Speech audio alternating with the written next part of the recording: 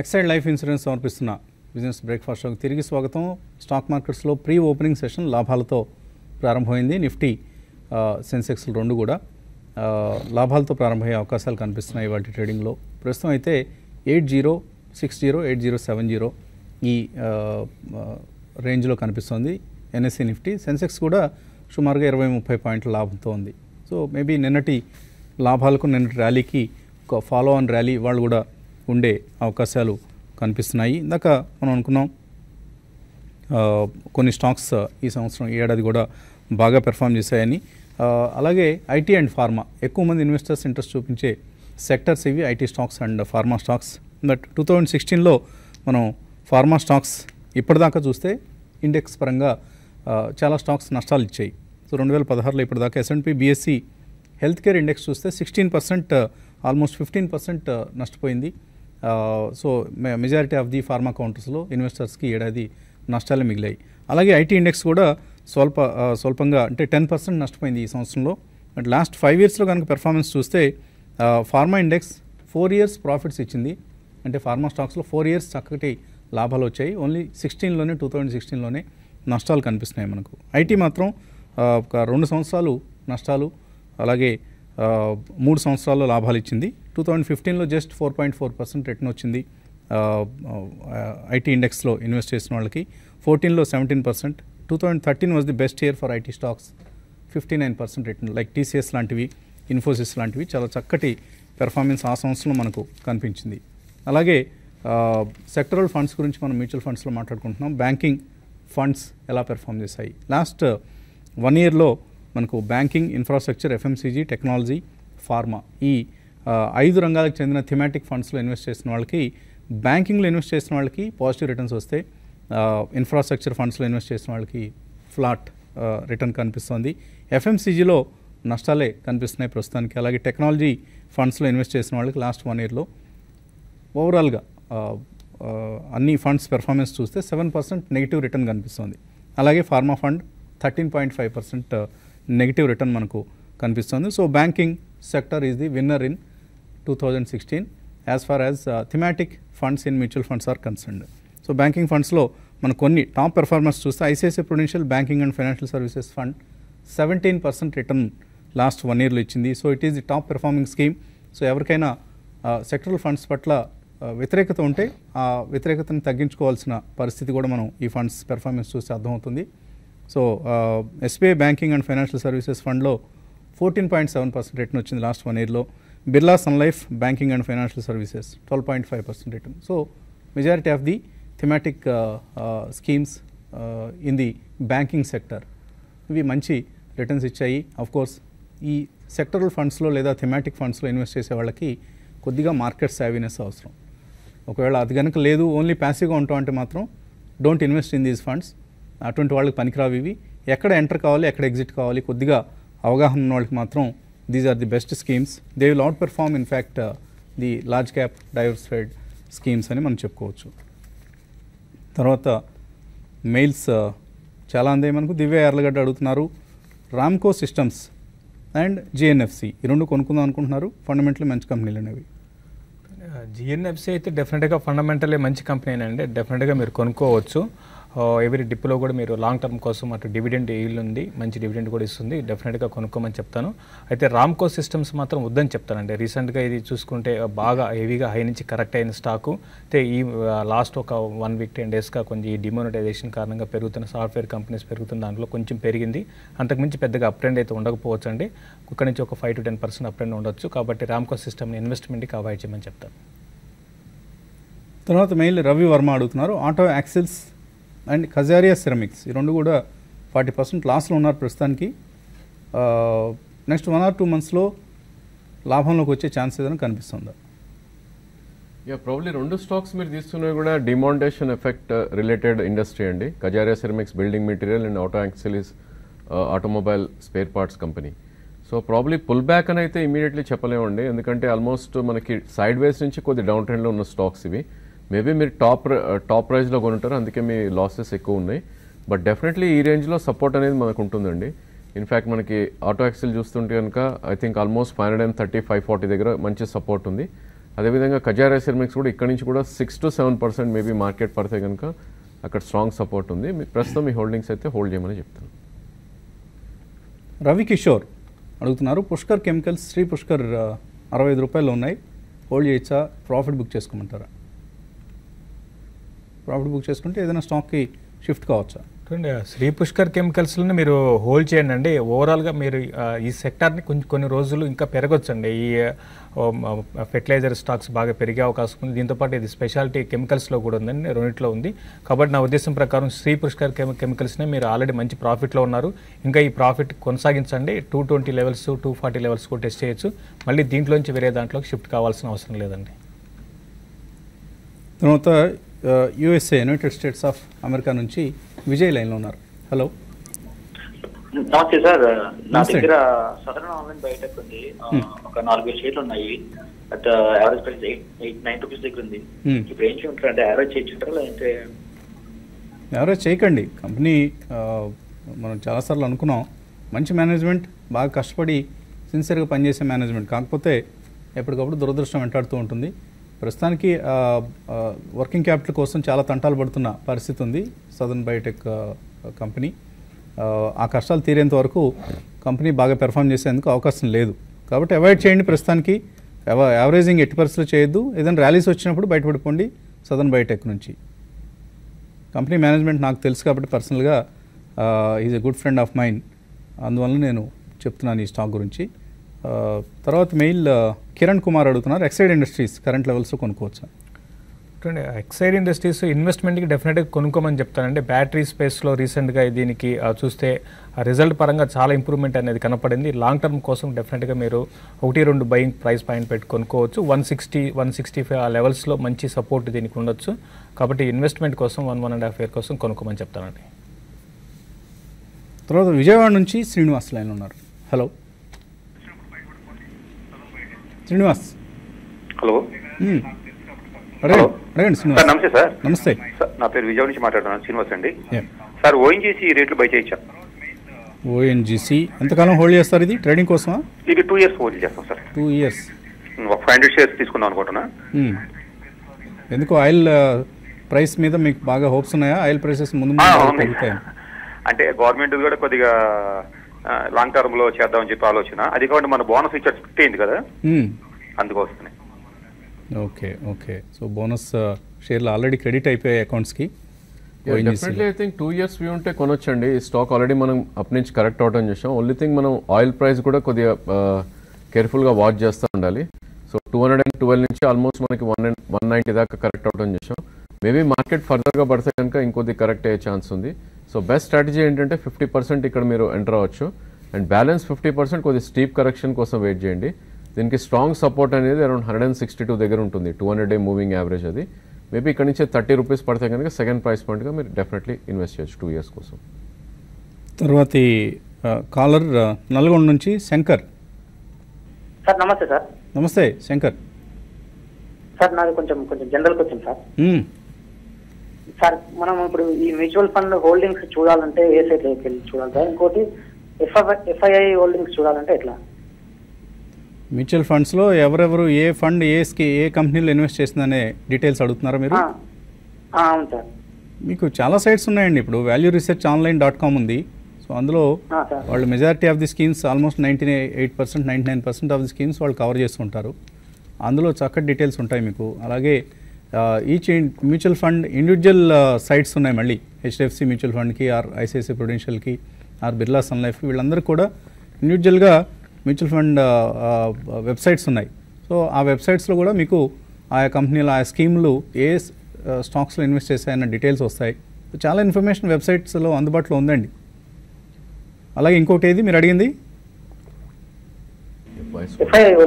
FII holdings కూడా మీకు జనరల్గా షేర్ హోల్డింగ్ ప్యాటర్న్ అని ఉంటుంది. బిఎస్సి సైట్లోకి, ఎన్ఎస్సి సైట్లోకి వెళ్తే మీకు ఆ కంపెనీ స్టాక్ ప్రైస్ గురించి మీరు క్వెరీ చేసినప్పుడు షేర్ హోల్డింగ్ ప్యాటర్న్ ఎస్హెచ్పి అని ఒక కాలం ఉంటుంది. సో ఆ షేర్ హోల్డింగ్ ప్యాటర్న్లో ఎఫ్ఐఎస్ ఏ స్టాక్లో ఏ కంపెనీలో ఎంత ఇన్వెస్ట్ చేశారనేది కూడా డీటెయిల్స్ ఉంటాయి. అంటే నాట్ జస్ట్ ఎఫ్ఐఎస్, ప్రమోటర్స్కి ఎంత స్టేక్ ఉంది, పబ్లిక్ ఎంత ఉంది, డొమెస్టిక్ ఇన్స్టిట్యూషనల్ ఇన్వెస్టర్స్కి ఎంత ఉంది, ఎఫ్ఐఎస్కి ఎంత ఉంది, ఆ డీటెయిల్స్ కూడా వస్తాయి. సో కొద్దిగా మీరు ఆ సైట్స్లోకి వెళ్ళి డేటాని ఫైండ్ అవుట్ చేయటం అనేది నేర్చుకోవాలి. అలాగే ఇంకా బాగా డీటెయిల్డ్ రిపోర్ట్స్ కావాలంటే there are some paid sites like capitalmarket.com లాంటివి. అందులో మీరు సబ్స్క్రిప్షన్ కనుక తీసుకోగలిగితే చాలా డేటా వస్తుంటుంది. నాట్ జస్ట్ ఈ హోల్డింగ్స్ ఏవైతే ఫైనాన్షియల్స్ ఉంటాయో వాటిని బాగా విడమర్చి రేషియో అనాలిసిస్ లాంటివి చేసి కూడా అందిస్తూ ఉంటారు. కొద్దిగా డబ్బు ఇన్వెస్ట్ చేయాల్సి ఉంటుంది అందులో. తర్వాత పశ్చిమ గోదావరి జిల్లా నుంచి రాజు. హలో హలో, అడండి Raju. Good morning sir. Morning అండి. ఈ గోల్డ్ వచ్చే 2-3 తారీఖులు ఏమైనా పెరిగే అవకాశం ఉందండి? న్యూ ఇయర్ కదా, వచ్చే 2-3 తారీఖుల్లోని గోల్డ్ పెరిగే అవకాశం ఏమైనా ఉందా? 2-3 సందర్భంగా తారీఖుల్లో ఎందుకు, ఏంటి అవసరం మీకు? మాకు గోల్డ్ లోన్ పెట్టామండి, దానికి రెన్యువల్ చేయాలి. ఓ, రెన్యువల్ చేయాలా? ఓకే, మీది ఒక విచిత్రమైన పరిస్థితి. సో గోల్డ్ లోన్ మీరు మళ్ళీ రెన్యువల్ చేసేటప్పుడు ఇప్పుడు బాగా వాల్యూ అంటే మీరు ఏ వాల్యూలో మీరు కట్టాల్సి వస్తుంది. ఇంకో 2-3 తేదీలు పర్వాలేదు అన్నాడు, అందుకని 2-3 తేదీలు ఏమైనా పెరిగే అవకాశం ఉందా లేదా కనుక్కోమని. ఇంత షార్ట్ టర్మ్లో మీరు జస్ట్ 5-6 రోజులే ఉంది, 4-5 రోజులు ఉంది మీరు అడుగుతున్న డేట్. అంత పెరిగే ఛాన్స్ లేదండి. మీరు చక్కగా యూట్యూబ్ సెషన్లోకి వచ్చి మరీ ఇటువంటి ప్రశ్న అడగటం మాకు ఆనందంగా ఉంది. బట్ ఏమన్నా ఈ 4 రోజుల్లో ఒక బౌన్స్ బ్యాక్ టెక్నికల్గా ఏమైనా కనిపిస్తుందా?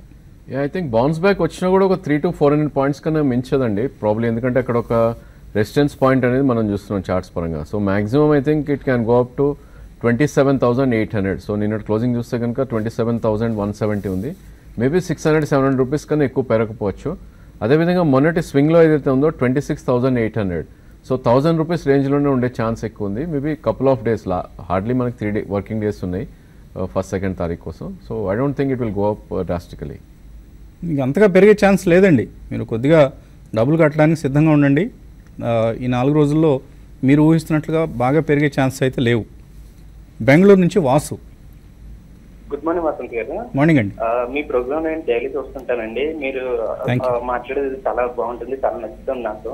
Thank you sir. ఇప్పుడు క్వశ్చన్ ఏంటంటే అది బడ్జెట్ లో రిఫార్మ్స్ కనుక వస్తే సిమెంట్ ఇన్ఫ్రా స్టాక్స్ పెరిగే ఛాన్స్ ఉంది కాబట్టి ఒక మంచి cement stock infra stock suggest చేయండి లాంగ్ టర్మ్ కోసం.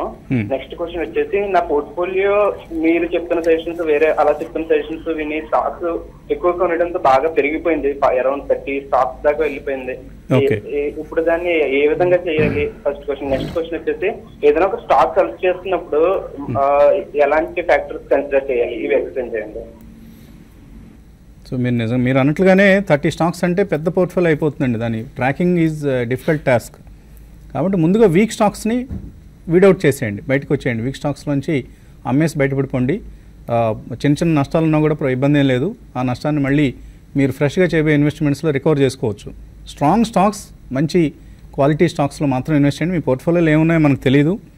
అలాగే ఆయన బడ్జెట్లో మేబీ ఒకవేళ స్టిమ్యులస్ మెజర్స్ లాంటివి ఏమైనా వస్తే సిమెంట్ అండ్ ఇన్ఫ్రాలో ఇన్వెస్ట్ చేద్దాం అనుకుంటున్నారు. ఏ స్టాక్స్ రికమెండ్ చేస్తారు? చూడండి, సిమెంట్లో మీరు ఇన్వెస్ట్ చేయాలనుకుంటే మాత్రం డెఫినెట్గా మంచి క్వాలిటీ స్టాక్స్ని సెలెక్ట్ చేసుకోమంటాను. అందులో భాగంగా హెడెల్బర్గ్ సిమెంట్ అని ఉందండి. అటు పెద్దది కాదు, చిన్న కంపెనీ కూడా కాదు, మంచి ఒక మీడియం సైజ్ కంపెనీ. ఫండమెంటల్స్ బాగా ఇంప్రూవ్ అయ్యండి లాస్ట్ ఒక 1.5 yearలో. కాబట్టి మీరు హెడెల్బర్గ్ సిమెంట్ని మీరు లాంగ్ టర్మ్ కోసము మీరు ఇన్వెస్ట్ చేసుకోవచ్చు. అయితే ఇన్ఫ్రా స్పేస్లో మనకి పర్టికులర్ దాదాపు అన్ని ఇన్ఫ్రా స్టాక్స్లో డెట్ ఉన్నాయి. అయితే డెట్ లేని మనం ఇంతకుముందు ఆల్రెడీ రికమెండ్ చేసిన స్టాక్ కేఎన్ఆర్ కన్స్ట్రక్షన్ ఉంది. దాన్ని మీరు లాంగ్ టర్మ్కి మీరు బై చేయొచ్చు. తర్వాత ఐఆర్బీ రీసెంట్గా కూడా ఐఆర్బీ ఇన్ఫ్రా కూడా బాగా కరెక్ట్ అయింది. కాబట్టి రానున్న రోజుల్లో ఈవెన్ డిమానిటైజేషన్ కారణంగా గవర్నమెంట్కి బాగా డబ్బులు కూడా వచ్చి ఉంటాయి.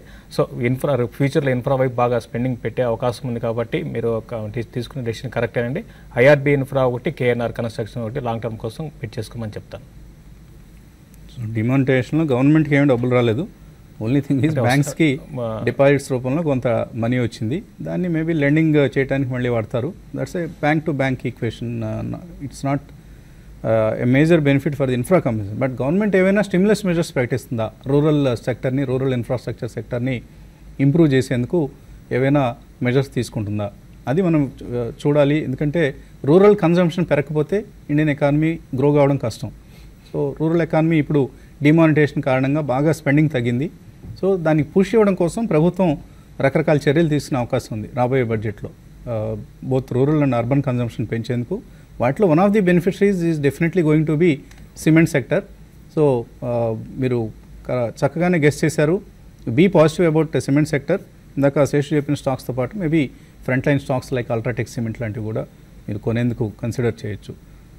తర్వాత రాము హైదరాబాద్ నుంచి. హలో. హలో, నమస్తే వసంత్ గారు. నమస్తే అండి. నమస్తే రాజేంద్ర గారు అండ్ శేషు గారు. అడగండి సార్. నా దగ్గర వాటెక్ వాబాగ్ ఉందండి మోర్ దాన్ 1 year నుంచి. ఓకే. అది 2 things. ఒకటి అదే ప్రైస్ పాయింట్ ఒక 450 to 500 460 to 500 రేంజ్ లోనే ఉంటుంది. రెండోది వాళ్ళ ప్రమోటర్స్ కోటా కూడా 38% ఉంది. Holding, promoters holding. So, is there any big change or anything is there?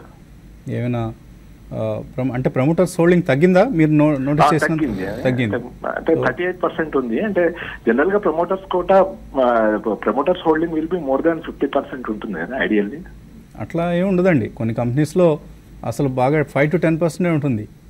Wipro లాంటి కంపెనీస్ కేసులో 70% వరకు ఉంటుంది. కేస్ టు కేసు అండి. అదేమి దాన్ని మనం ఒక ఎక్కువ విశ్వసించదగ్గే అంశంగా తీసుకోకూడదు. సో ప్రొఫెషనల్లీ రన్ కంపెనీస్లో ప్రమోటర్ స్టేక్ చాలా తక్కువ ఉంటుంది. For instance L&T promoter stake ఎంత ఉంటుంది? TCS చాలా తక్కువ ఉంటుంది.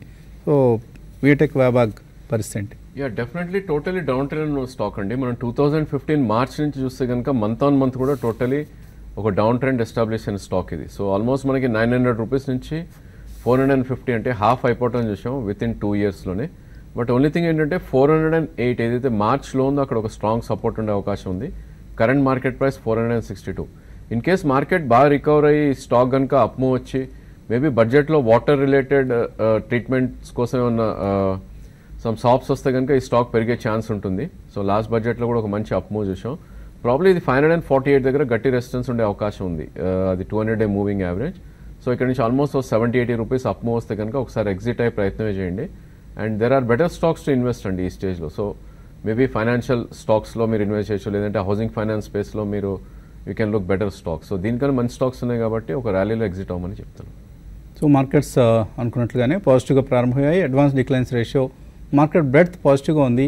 మిడ్ అండ్ స్మాల్ క్యాప్స్లో ఎక్కువ యాక్షన్ ఉంది. ఇవాళ కూడా సిగరెట్ స్టాక్స్, గాడ్ఫ్రే ఫిలిప్స్ లాంటి స్టాక్స్ లైమ్లైట్లో ఉన్నాయి. భారత్ ఫైనాన్స్ ఇవాళ కూడా మళ్ళీ ఒక 3% 4% లాభంతో ట్రేడ్ అవుతోంది. సాటిన్ క్రెడిట్ కేర్ 1.3% పెరిగింది. ఇలా ఎక్కువగా మనకు prism cement, it's also one of the decent companies from the cement space, 2.2% పెరిగింది. అసాహి ఇండియా నిన్న చాలా స్ట్రాంగ్గా పెరిగిన స్టాక్ ఇది. వాళ్ళు కూడా 3% పెరిగింది Asahi India. It's an auto glass manufacturing company. దీనిలో చాలామంది పెద్ద వాళ్ళు స్టేక్స్ తీసుకున్న కంపెనీ ఇది అసాహి ఇండియాలో. రాకేష్ దమానీ లాంటి వాళ్ళు, ఇలా పెద్ద నేమ్స్ మనకు అందులో కనిపిస్తుంటాయి. సో అడ్వాన్స్ డిక్లైన్స్ రేషియో పాజిటివ్గా ఉంది. అండ్ సెక్టరల్ ఇండిసెస్ ఒకసారి మనం చూస్తే ఆల్ సెక్టరల్ ఇండిసెస్ ఇవాళ పాజిటివ్గా కనిపిస్తున్నాయి. బ్యాంక్ నిఫ్టీ ఫ్లాట్గా ఉంది. బట్ ఆటో స్టాక్స్ అలాగే ఐటీ స్టాక్స్ 0.6% ఐటీ ఇండెక్స్ పెరిగింది. అండ్ మీడియా, ఫార్మా, బ్యాంకింగ్లోనే మనకు కొద్దిగా ఫ్లాటిష్ ట్రెండ్ కనిపిస్తుంది బోత్ పబ్లిక్ అండ్ ప్రైవేట్ బ్యాంక్స్లో. రియాలిటీ స్టాక్స్ ఇవాళ కూడా కాస్త యాక్టివ్గా ట్రేడ్ అవుతున్న పరిస్థితి. అండ్ మిడ్ క్యాప్స్లో మనం ఒకసారి చూస్తే రెలిగేర్ 4% పెరిగింది. భారత్ ఫైనాన్స్ అరౌండ్ 4% పెరిగింది. ఫినోలెక్స్ కేబుల్స్ 3% పెరిగింది. Cox and Kings, PGHH, NCC, Jindal steel, power finance, NALCO, Jubilant, JP associates, Indian bank, Renuka sugars, DHFL ఇవన్నీ కూడా మనకు లాభాల్లో కనిపిస్తున్నాయి. నష్టాల్లో ఉన్న స్టాక్స్లో నౌకరీ.com 2.5% నష్టమైంది. DB corp 1.3%, CEAT, TVS motors, Bajaj holdings, Cadila health care, CRISIL ఇవన్నీ కూడా జస్ట్ 1% నష్టాలతో మనకు కనిపిస్తున్న సమయం ఇది. సో ఓపెనింగ్ ట్రేడ్లో ఏదైనా ఇంట్రెస్టింగ్ మూవ్స్ కనిపిస్తున్నాయి? నో, ఐ డోంట్ థింక్ అండి. ప్రాబ్లీ స్టాక్స్ ఏవైతే బాగా బిట్ అండ్ డౌన్ ఉన్నాయో వాటిలోనే పుల్ బ్యాక్ రావటం చూస్తున్నాం. Probably I think one can look at Jindal Jain irrigation. So probably ఇది కొన్ని అప్మూవ్ రావటం చూస్తున్నాం ఈ స్టాక్లో లాస్ట్ కపుల్ ఆఫ్ డేస్గా. ప్రాబ్లీ 1 or 2 రూపీస్ అది డౌన్ అవుతే కనుక ఆ స్టాక్ మనం పిక్ చేసే ప్రయత్నం చేయొచ్చు. ఈరోజు గ్యాప్ అప్ ఓపెన్ అవటం చూసాం, అరౌండ్ 86 ఉంది. మేబీ మార్కెట్ కొద్దిగా స్వల్పంగా కరెక్ట్ అవుతే కనుక 83, 82.5 వచ్చే ఛాన్స్ ఉంది. సో ప్రాబ్లీ ఎక్స్పైరీ కోసం ఈ స్టాక్ని పిక్ చేయమని చెప్తాను, అరౌండ్ 83.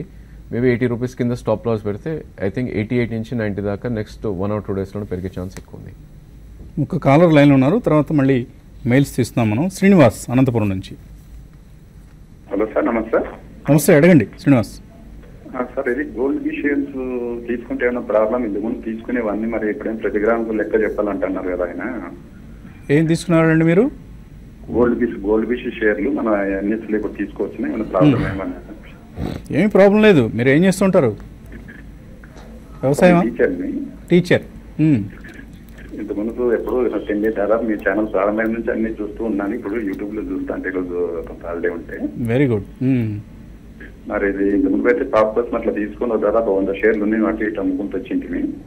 ఏమి ఇబ్బంది ఏం లేదండి. మీరు మీ సేవింగ్స్ నుంచి మీరు ఇన్వెస్ట్ చేసుకుంటే ఎవరు మిమ్మల్ని ఏ ప్రశ్న అడగరు. మీకు ఏదైనా అక్రమార్జన లాంటివి ఏమైనా ఉంటే అప్పుడు కొద్దిగా భయపడాలి. ఏం లేదు కదా? ఇన్కమ్ ట్యాక్స్ ప్రాబ్లం ఏముండదా? ఇన్కమ్ ట్యాక్స్ ప్రాబ్లం ఏమి ఉండదండి, అదే చెప్తున్నాను కదా. మీరు మీ సేవింగ్స్లోంచి మీకు వచ్చే ఆదాయంలోంచి సేవ్ చేసుకుంటాను అంటే గవర్నమెంట్ కాదు కదా, బ్రహ్మరుద్రాదులు కూడా మిమ్మల్ని ఏం చేయలేరు. కాదు, మీరు ఎక్కడి నుంచి అయినా ఏదన్నా ఆమ్యామ్యాలు ఏమైనా వస్తుంటాయా? ఏదైనా లంచాలు గించాలు ఏమైనా ఉంటాయా మీకు? మీకు తెలియకుండా ఏమొస్తాయి సార్ అసలు? ఓకే, టీచర్ కాబట్టి అటువంటి పరిస్థితి ఏమి ఉండదు. కాబట్టి ఏమి భయపడొద్దు శ్రీనివాస్ గారు. చక్కగా మీరు గోల్డ్ బీస్ కొనుక్కుంటూ ఉండండి. మీ ఆడపిల్లలు ఉన్నారా మీకు? ఇప్పటి నుంచి ఆయనకి ఇప్పుడు 17 years బీటెక్ సెకండ్ ఇయర్ చదువుతుంది. 2-3 years లో కొద్దిగా ఒక 200 shares అట్లా యాడ్ చేద్దామన్న ఆలోచనతో. చేయండి, ఏమి ఇబ్బంది లేదు. మీ అమ్మాయి కోసం మీరు గోల్డ్ బీస్ కొనుక్కోండి. వాటిని తర్వాత అమ్మేసుకుని జ్యువెలరీ కింద మార్చుకోవచ్చు. ఎటువంటి ఇబ్బంది లేదు. చక్కగా కంటిన్యూ చేయండి, భయపడొద్దు. Okay sir. ఇంకొకటి సార్, ఆర్ఈసీ శేషు గారిని కొద్దిగా చెప్పినాను సార్. ఆర్ఈసీ కొన్నారా? సుమారు 2 lakhs ప్రాఫిట్ తీసుకున్నాం సార్ ఆయనతో నుంచి. ఆర్ఈసీలోంచా? ఆర్ఈసీ నుంచి సార్ దాదాపు 4-5 years నుంచి తీసుకుంటున్నాను. నిన్న కూడా 123లో తీసుకున్నాను సార్. అవి 2 lakhs ప్రాఫిట్లో ఉన్నారు అకౌంట్లో? కాదు సార్, టోటల్గా ఇంట్రాక్ వచ్చింది సార్. టోటల్గా ఓకే, 2 lakhs ఇన్వెస్ట్ చేశారు ఆర్ఈసీ పర్సెంట్. డెఫినెట్గా మీరు హోల్డ్ చేసుకోవచ్చు అండి ఈ స్టాక్ని. మీరు ఆల్రెడీ కొనాలనుకుంటే కూడా కొనుక్కోవచ్చు. ఇది స్టాక్ కానీ చూసుకుంటే బాగా పెరిగింది, అయినా కూడా ఇంకా అంటే లాస్ట్ ఫ్యూ డేస్గా కొంత ఈ 1 month కరెక్షన్లో కొంచెం పార్టిసిపేషన్ చేసింది. అయితే 120 ఆ లెవెల్ అనేది చాలా స్ట్రాంగ్ హోల్డ్ లెవెల్స్ అని చెప్పొచ్చు. ఒకవేళ అది 120 బిలో వచ్చినా కూడా మళ్ళీ పైకి రావడానికి అవకాశం ఉంది. ఫండమెంటల్స్ బాగా ఇంప్రూవ్ అవుతున్నాయండి మనకి క్వార్టర్. కాబట్టి దీన్ని దృష్టిలో పెట్టుకుంటే మీరు లాంగ్ టర్మ్ కోసం ఆర్ఈసీని మీరు కొనుక్కోమని చెప్తానండి. పవన్ కుమార్ అడుగుతున్నారు, ఈ ప్రైస్లో Suzlon, Asian Paints, Sun Pharma, BHEL, SBI ఇవన్నీ కొనుక్కోవచ్చా? I think Asian Paints, Sun Pharma ఈ 2 స్టాక్స్ మీరు అక్యుములేట్ చేయొచ్చు అండి. I think balance banking space అంత అట్రాక్టివ్ లేదు ఈ స్టేజ్లో. సో డెఫినెట్లీ బ్యాంకింగ్ అవాయిడ్ చేయండి. Probably Asian Paints, Sun Pharma 2 or 3 price pointsలో మీరు అక్యుములేట్ చేయొచ్చు. SML Isuzu, Alkem labs, doctor Lal path labs ఇవన్నీ కొనుక్కుందాం అనుకుంటున్నారు. కిరణ్ కుమార్ కొనొచ్చా 3 to 4 months కోసం? 3 to 4 months స్టాక్స్ అయితే కాదండి. మీరు స్టాక్ సెలెక్షన్ బాగానే ఉంది, అయితే మీరు కొంచెం వెయిట్ చేయాల్సి ఉంటుంది. ఎందుకంటే 2 to 3 monthsలో మార్కెట్స్ వోలటాలిటీ ఉండే అవకాశం ఉంది. కాబట్టి అట్లీస్ట్ ఒక 5-6 నెలల కోసం అయితే మీరు చెప్పిన స్టాక్స్ అన్ని కూడా పెరగవచ్చు. అయితే ఇమీడియట్గా మార్కెట్లో నిఫ్టీ ఎక్కువ పెరుగుతుంది, కానీ చిన్న స్టాక్స్ అంత పెద్దగా పెరగకపోవచ్చు. ఉన్న వాటిలో ఆల్కెమ్ ల్యాబ్స్ ఇమీడియట్గా కొంచెం పెరగడానికి అవకాశం ఉందండి. సో భారత్ ఫైనాన్షియల్ చాలా స్ట్రాంగ్గా ఉంది. నిన్న కూడా మనం డెలివరీ బేస్డ్ బయింగ్ చూసాం ఈ స్టాక్లో.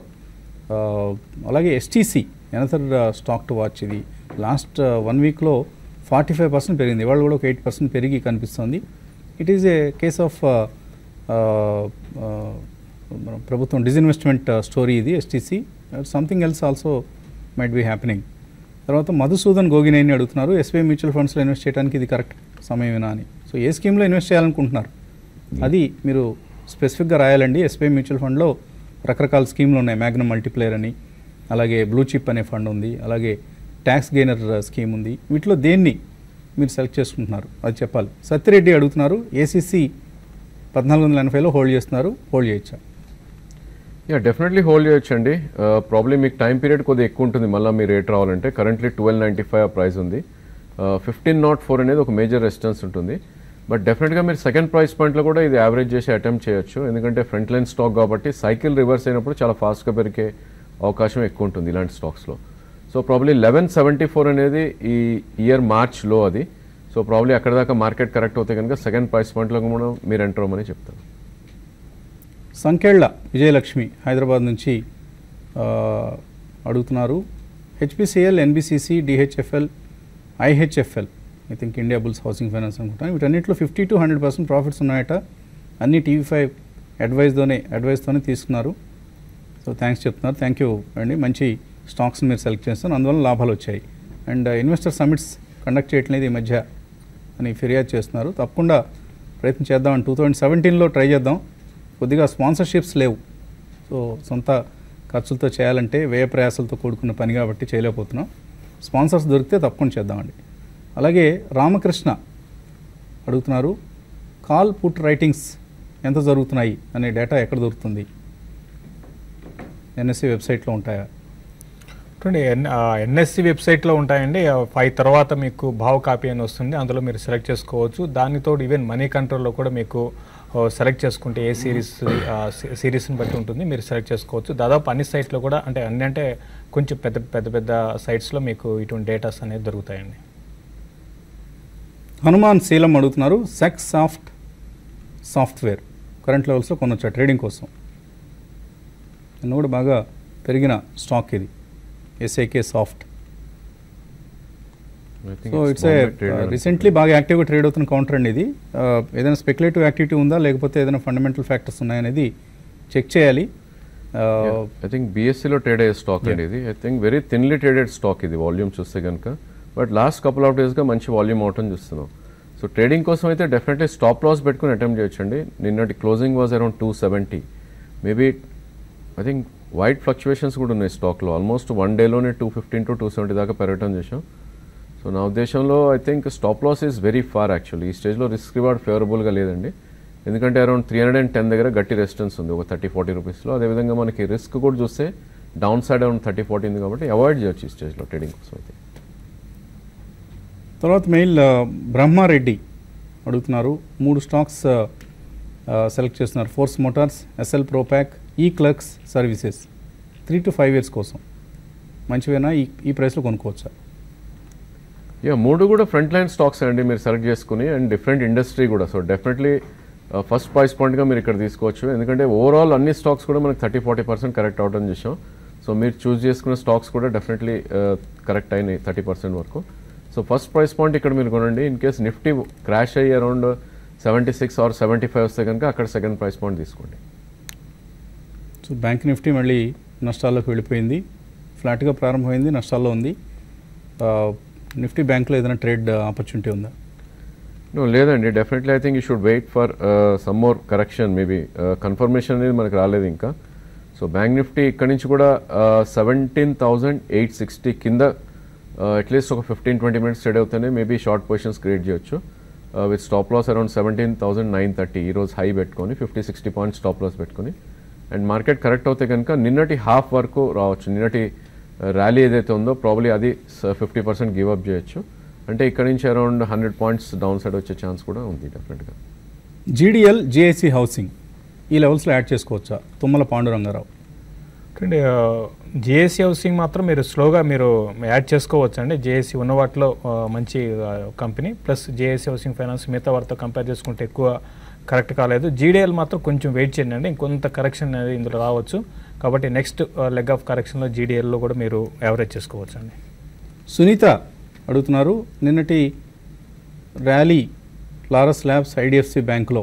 IDFC బ్యాంక్ కూడా నిన్న బాగా మనం రికవర్ కావడం చూస్తాం, ఆల్మోస్ట్ 9% పెరిగింది. ఇవాళ ఎలా ఉంది? ఈరోజు ఐ థింక్ సైడ్ వైస్ ఉందండి స్టాక్. నిన్న I think vertical up move రావటం చూసాం. కరెంట్ మార్కెట్ ప్రైస్ అరౌండ్ 60 ఉంది. సో ప్రాబ్లీ దీనికి 63.5, 63.70 దగ్గర గట్టి రెసిస్టెన్స్ ఉండే అవకాశం ఉంది, ఎందుకంటే 200-day మూవింగ్ యావరేజ్. అండ్ మనం ఇది గమనిస్తే కనుక ఆల్మోస్ట్ 83 నుంచి వర్టికల్గా 58 దాకా పడుతుంది చూసాం. సో అందుకోసం రికవరీ కూడా ఫాస్ట్గా ఉంది. ఇన్ కేస్ ఎవరైనా షార్ట్ టర్మ్ ప్లేయర్స్ ఉన్నారంటే కనుక 63 నుంచి 65 మధ్యలో ఒకసారి ఎగ్జిట్ అవ్వమని చెప్తాను. మేబీ మార్కెట్ మళ్ళీ కరెక్ట్ అవుతే కనుక మొన్నటి స్వింగ్లో ఏదైతే ఉందో 55 దాకా మళ్ళీ వచ్చే ఛాన్స్ ఉంది. లారస్ ల్యాబ్స్లో బాగా సెల్లింగ్ వచ్చిందండి మొన్న, లాస్ట్ ఒక 1 week బ్యాక్ వరకు కూడా. మళ్ళీ కొద్దిగా రికవరీ చూస్తున్నాం మనం. మేబీ ఇక్కడ కొద్దిగా స్టెబిలైజ్ అయ్యే అవకాశం ఉంది ఇప్పుడున్న లెవెల్స్ దగ్గర లారస్ ల్యాబ్స్. అలాగే MCX పరిస్థితి ఏంటి? MCX ఒక సైడ్ వేస్లో ట్రేడ్ అవుతున్న స్టాక్ అండి. ఆల్మోస్ట్ మనకి ఇది అప్మో అనేది రావటం చూసాం. సో లాస్ట్ 4 monthsగా చూస్తే కనుక 925 నుంచి అరౌండ్ 1420 దాకా పెరిగింది. కరెంట్లీ అరౌండ్ 1220 దగ్గర ట్రేడ్ అవుతుంది. సో ప్రాబ్లీ 1055 ఏదైతే 200-day మూవింగ్ యావరేజ్ ఉందో అక్కడ ఒక గట్టి సపోర్ట్ ఉండే ఛాన్స్ ఉంది. అండ్ ఆల్ టైమ్ హై దీనిది 1615.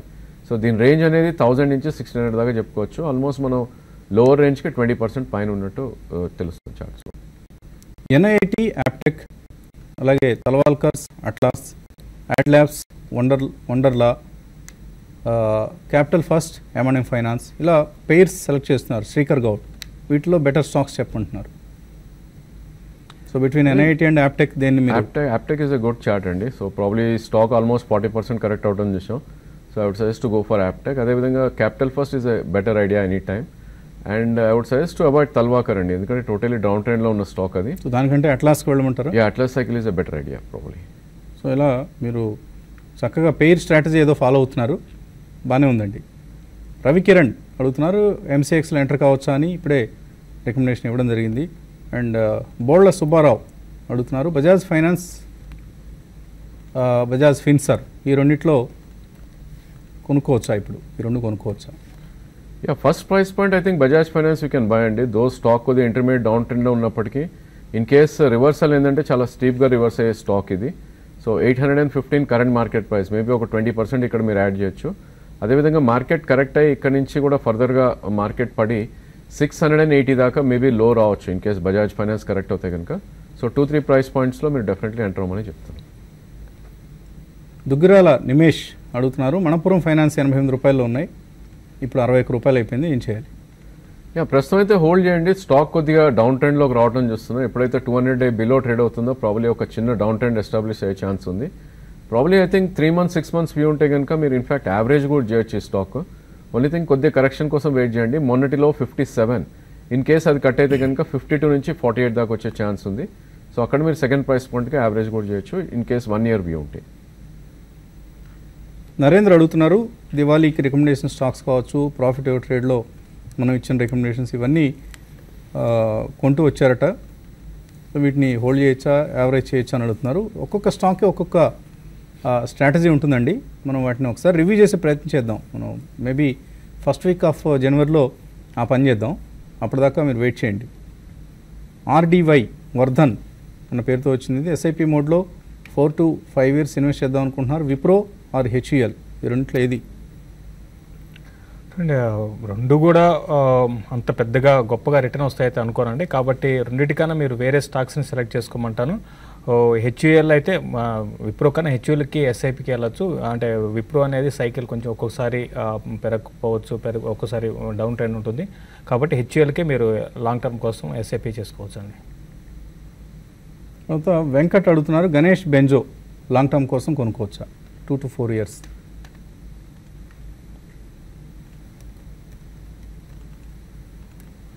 గణేష్ బెంజో మీరు 2 years కోసము వద్దని చెప్తానండి, మీరు కంప్లీట్గా అవాయిడ్ చేయమని చెప్తాను. ఇటువంటి స్టాక్కి దూరంగా ఉండండి. ఇదే స్పేస్లో మీకు చాలా స్టాక్స్ ఉన్నాయి, మనం రికమెండ్ చేస్తూనే ఉంటాం. బోడల్ కెమికల్స్ కానీ కిరీ ఇండస్ట్రీస్ అటువంటి వాటి వెళ్ళండి, దీన్ని కంప్లీట్గా అవాయిడ్ చేయమని చెప్తాను. IDFC బ్యాంక్ 77లో, సన్ ఫార్మా 813లో కొన్నారు రమేష్. ఈ వీక్ ట్రెండ్ ఉంది కాబట్టి ఎగ్జిట్ అయిపోవచ్చా? I think if you're a trader probably stop loss తోటి ఎగ్జిట్ అవ్వచ్చండి. Otherwise I think both are good stocks. Probably IDFC కొద్దిగా స్లోగా రికవర్ అవుతున్నప్పటికీ probably I think it's a good stock for 1 or 2 years. So Sun Pharma almost it's a leader, probably కొద్దిగా down ట్రెండ్లో ఉంది, almost half ఉంది from the top చూస్తే కనుక. So మీకు 1 year 2 years వ్యూ ఉంటే డెఫినెట్లీ రెండు కూడా హోల్డ్ చేయండి. In case you're a trader probably మొన్నటి స్వింగ్లో స్టాప్ లాస్ మీరు పెట్టుకోవాలి. ఓకే అండి. సో మార్కెట్స్లో సేమ్ పాజిటివ్ ట్రెండ్ కొనసాగుతోంది. కాకపోతే బ్యాంక్ స్టాక్స్లో మనకు ఎక్కువ కొంత సెల్లింగ్ గమనిస్తున్నాం. బ్యాంకింగ్ ఇండెక్స్ నష్టాలతో ట్రేడ్ అవుతుంది. బ్యాంకింగ్ ఇండెక్స్ ఈవెన్ అది కూడా పెద్ద నష్టం కాదు, ఇట్స్ జస్ట్ ఫ్లాట్గా ఉందని చెప్పుకోవచ్చు. సో మేబీ డే లాంగ్ ఇదే ట్రెండ్ ఉంటుంది అనుకోవచ్చు. ఎక్కడ రివర్సల్ కనిపిస్తుంది? రివర్సల్ ఈజ్ టఫ్ అండి, ఎందుకంటే నేను ఆల్రెడీ 150 points పెరిగినాక రివర్సల్ అనేది కొద్దిగా టఫ్ ఈ స్టేజ్లో. మేబీ కొద్ది సైడ్ వేస్ ట్రెండే ఉండే ఛాన్స్ ఎక్కువ ఉంది. ఇన్ఫాక్ట్ నిఫ్టీ చూస్తే కనుక 8064 దగ్గర ఒక కీ రెసిస్టెన్స్ ఉంది. సో ఆల్మోస్ట్ 8060 నుంచి రివర్స్ అవటం చూసాం. సో కరెంట్ మార్కెట్ ప్రైస్ 8033 ఉంది. సో అదేవిధంగా మార్కెట్ కొద్ది కరెక్ట్ అయ్యి 7970, అంటే ఇక్కడ నుంచి 60 pointsలో స్ట్రాంగ్ సపోర్ట్ ఉంది. మేబీ నెక్స్ట్ 2 daysలో ఇదే రేంజ్లో ట్రేడ్ అయ్యే అవకాశం ఉందండి. 7950 నుంచి 8050 వరకు ఒక 30 points అబరేషన్ ఉండే ఛాన్స్ ఎక్కువ ఉంది. Otherwise there is nothing much to happen next 2 days అని చెప్పొచ్చు. సో ఇది ఇవాల్టి బిజినెస్ బ్రేక్ఫాస్ట్ షో. మళ్ళీ 11 o'clockకి మార్కెట్ అప్డేట్స్ మేము ముందు ఉంటాం. Keep watching TV5 Money.